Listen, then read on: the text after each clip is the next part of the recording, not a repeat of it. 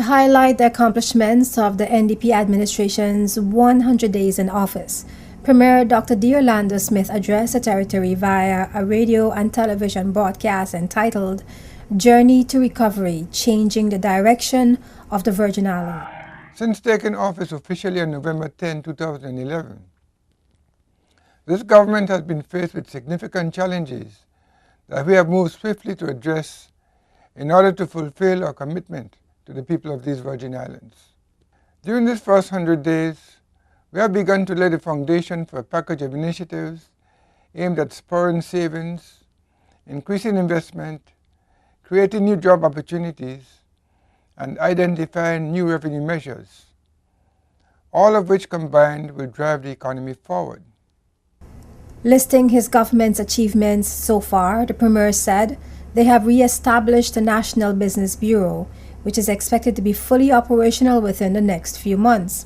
He said the private sector can be the main driver for economic development in the territory and outlined how government is helping to keep money circulating in the BVI. And this means providing an enabling environment that allows the private sector to be a more efficient and responsive vehicle to the needs of this economy.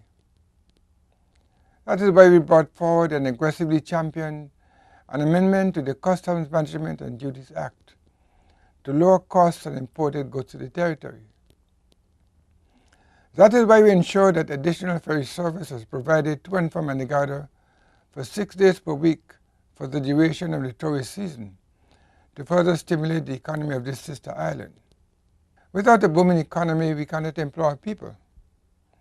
Without a healthy economy, we cannot build a productive Virgin Islands.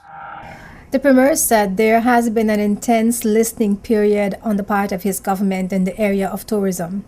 He said that since the appointment of the new Tourist Board in November last year, a series of meetings and initiatives have taken place, including talks locally and regionally to address the territory's airlift situation. Stating that strides have been made in the areas of infrastructural development throughout the territory, the Premier said government found it necessary to conduct an immediate review of all projects and contractual commitments to ensure government was obtaining value for public funds. He added that the matter of untreated and uncontained sewage has been put in high gear. Sewer connections and other related works continue on the eastern end of the island of Tortola.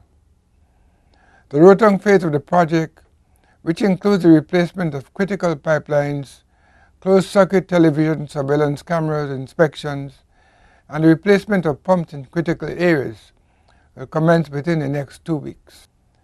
The short-term solution is actively being worked on to replace the Rotong pump station, as well as sewage lift stations in the Purcell and Tobacco Wharf areas by the end of the second quarter of this year. In terms of ongoing plans, mention was made in the areas of renewable energy, reduction in electricity rates, the management of the Boggers Bay water plant to ensure a continuous supply of potable water, improvement of the territory's infrastructure, including a long-term drainage solution for the flood-prone area in Johnson's Gut, improving taxi and livery industry, and a functional emergency call handling center and emergency medical service. The finance minister concluded by stating that his government is committed to being good and prudent stewards of its financial resources, attributes which will ensure the territory is economically on track once again.